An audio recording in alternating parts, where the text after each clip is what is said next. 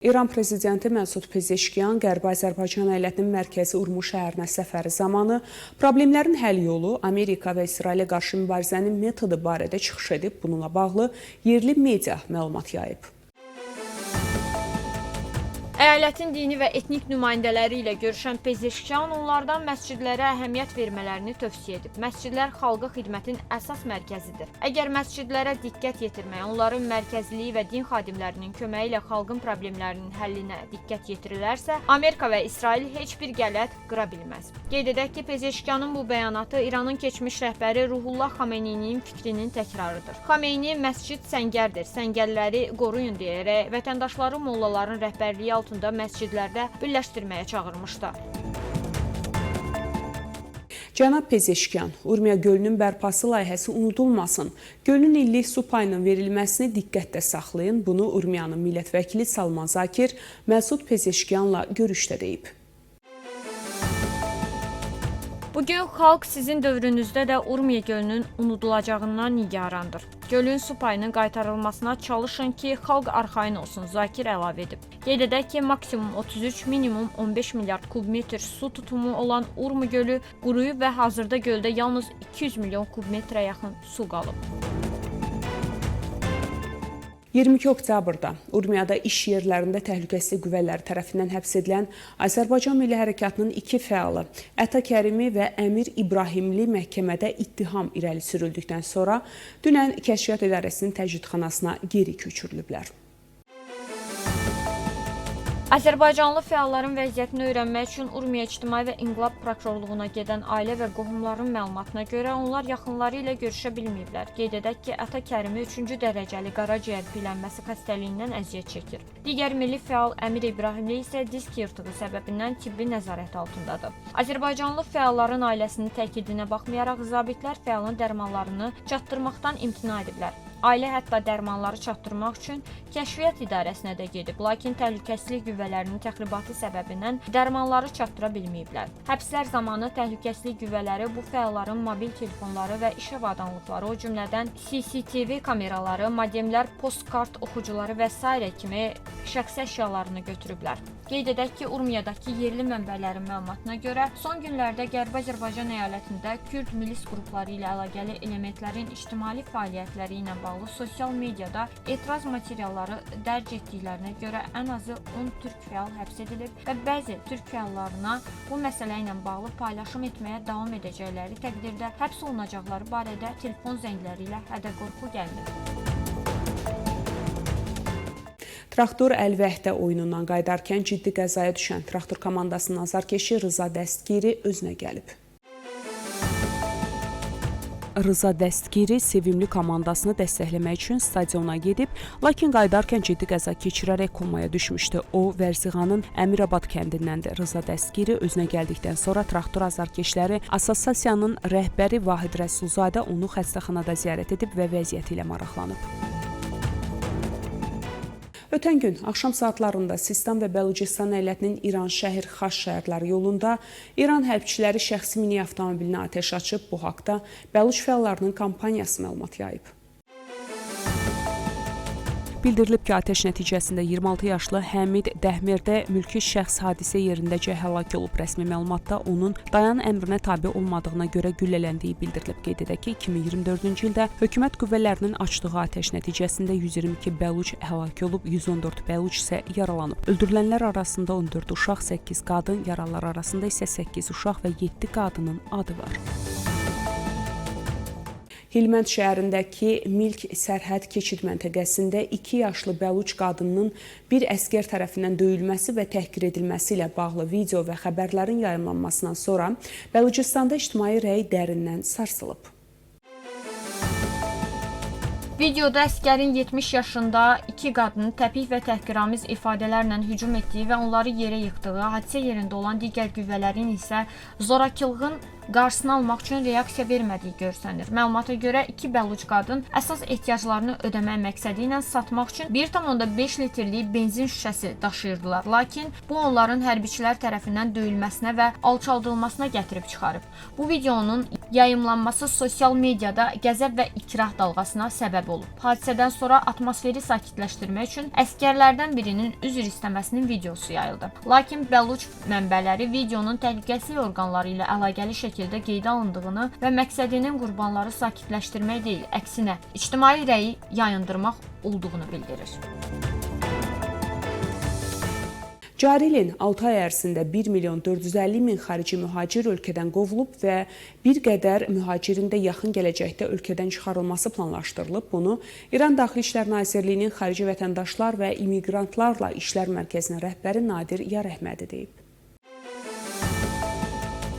O İranda 6 milyon Əfqanistanlının olduğunu, deportasiya edilənlərdən sonra bu rəqəmin hazırda 4.500.000-ə qədər azaldığını bildirib. Məlumatlara görə 2025-ci ildə ümumilikdə 1.900.000 Əfqanistanlı miqrantın İran və Pakistandan deportasiya edilməsi BMT-nin də narahatlığı ilə qarşılaşıb. BMT nümayəndələri Tehran və İslamabaddan miqrantların deportasiyasını dayandırmağı tələb ediblər. Qeyd edək ki, Əfqanistanlı qaçqınların kütləvi deportasiyası Taliban hökumətinin də etirazı ilə qarşılaşıb. Taliban hökumətinin baş nazirinin müavini Molavi Əbdüssalami Hənəfi Əfqanistanlı qaçqınların kütləvi şəkildə deportasiyasına görə İrana xəbərdarlıq edib. Əfqanistanlı qaçqınlara qarşı kobud və ədalətsiz davranış iki ölkənin xalqları arasında nifrətin yaranmasına səbəb olur. Qaçqınların deportasiyası tədrici şəkildə edilməli, ləyaqət və qonşuluq prinsiplərinə əməl edilməli və Əfqan qaçqınlarına qarşı alçaldıcı rəftarlardan çəkindirmək lazımdır, o bildirib.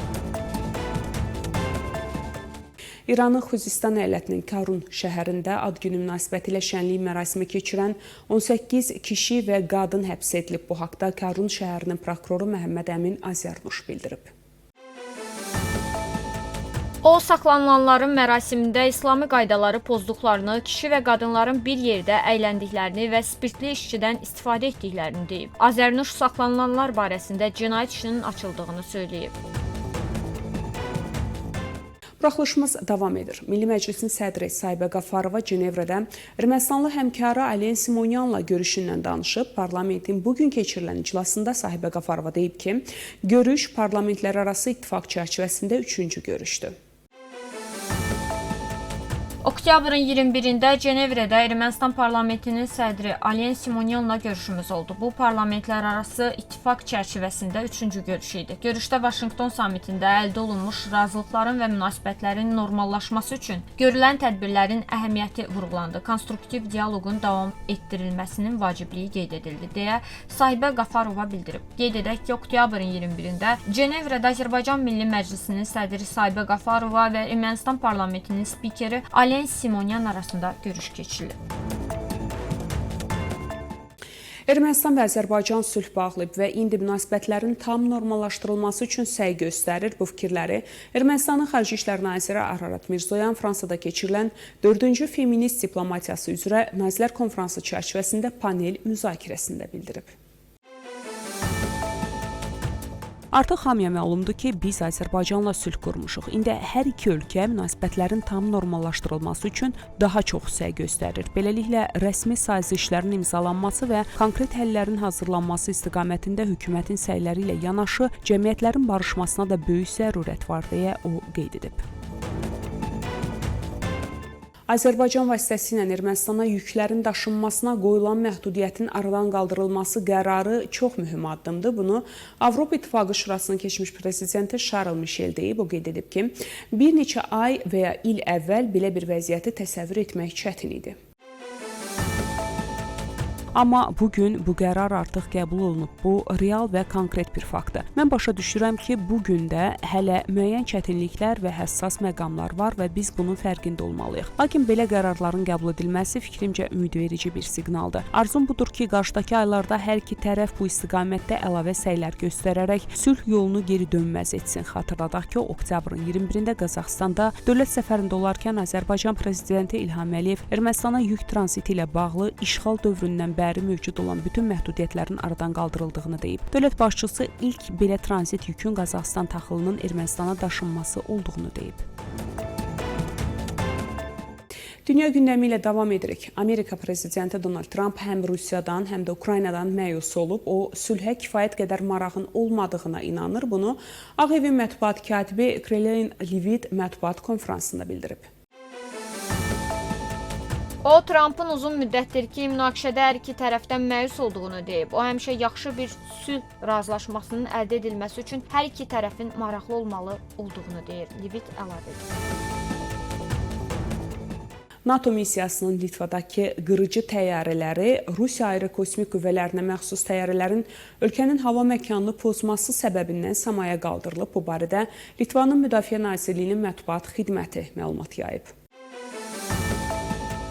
Oktyabrın 23-də saat 18:00 radələrində Litva Hərbi Hava Qüvvələri Kibartay yaxınlığında dövlət sərhədinin pozulması faktını aşkarlayıb. Rusiyanın Su-30 təyyarəsi və İl-78 yanacaq doldurma təyyarəsi ehtimalı ki, Kaliningrad vilayətində yanacaq doldurma təlimləri keçirilib. Litvanın hava məkanına təxminən 700 metr daxil olub və hava məkanında təxminən 18 saniyə qaldıqdan sonra onu tərk edib, məlumatda deyilir. Hadisəyə cavab olaraq İspaniyanın hərbi hava qüvvələrinə məxsus 2 Eurofighter Typhoon qırıcı təyyarələri samaya qaldırılıb. NATO-nun hava polisi missiyanı yerinə yetirib, nazirlik əlavə edir. Bildirilir ki, NATO qırıcıları hazırda hava patrolları həyata keçirir. Yaponiya Rusiya ilə sülh müqaviləsi imzalamaq niyyətindədir. Bu barədə ölkənin yeni baş naziri Sanie Takaichi parlamentdəki proqram nitqində bildirib. Hazırda Rusiya ilə münasibətlər mürəkkəb vəziyyətdədir. Lakin Yaponiya hökumətinin kursu ərazi məsələsini həll etmək və sülh müqaviləsi imzalamaqdan ibarətdir, Takaichi qeyd edib. Xatırladaq ki, Moskva və Tokyo arasında 2-ci Dünya müharibəsindən sonra sülh müqaviləsi hələ də imzalanmayıb. 64 yaşlı Sanae Takaichi ötən həftə hakim Liberal Demokrat Partiyasının sədri seçildikdən sonra Yaponiya tarixində ilk qadın baş nazir olub. O, ölkədə sağcı baxışları ilə tanınır və Yaponiyanın ən böyük mühafizəkar və millətçi qeyri-hökumət təşkilatı Nippon Kaigi-nin üzvüdür.